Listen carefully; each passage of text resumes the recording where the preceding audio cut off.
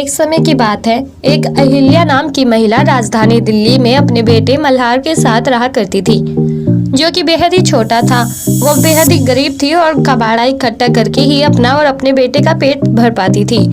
यहाँ तक कि कई बार तो उन्हें एक वक्त का खाना तक नसीब नहीं होता था। तभी एक दिन अचानक भीख मांगते वक्त एक तेज रफ्तार से चल रही कार ने अहिल्या को टक्कर मार दी थी, जिस एक्सीडेंट से अहिल्या का पैर पूरी तरह से टूट गया था।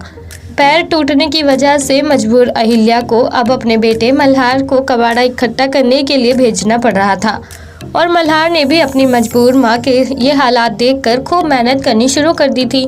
वो सुबह उठकर कबाड़ा इकट्ठा करने चला जाया करता था, जिसे बेचकर उसके पास कुछ पैसे आ जाते थे और उन पैसों से ही वो अपने और अपने माँ का पेट भरता था।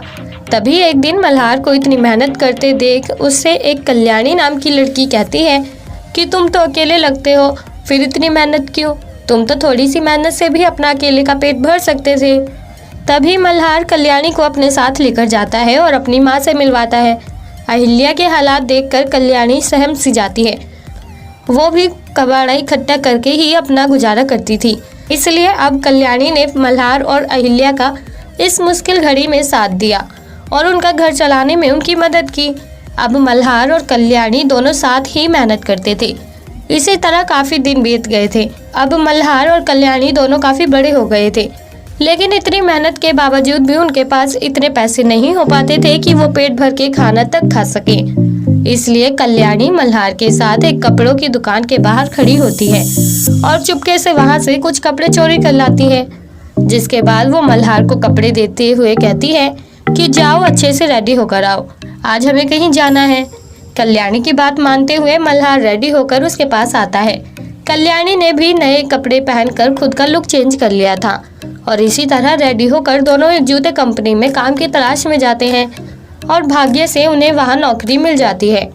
जूते कंपनी में मल्हार को कल्याणी से ज़्यादा मेहनत करनी पड़ती थी, पर अपनी मजबूर माँ के लिए वो सब कुछ करने को तैयार था, जिन्हें उनकी मेहनत के बदले काफ़ी अच्छी सैलरी मिलती थी और अब इसी पैसों से वो अपना घर काफ़ी अच्छे से चला सकते थे। नौकरी मिलते ही उनके घर के हालात पूरी तरह से सुधरने लगे थे। अब उन्होंने अपने पैसों से एक घर भी खरीद लिया था और मल्हार ने मजबूर माँ का इलाज भी करवा लिया था। इसी बीच अचानक एक दिन अहिल्या मल्हार और कल्याणी से बात करते हुए कहती है कि बेटा, तुम दोनों एक दूसरे से शादी क्यों नहीं कर लेते? तुम दोनों की आंखों में एक दूसरे के लिए प्यार साफ दिखाई देता है और इसलिए मैं चाहती हूँ कि तुम दोनों एक दूसरे के साथ घर बसाकर अपनी पर्सनल लाइफ सेटल कर लो।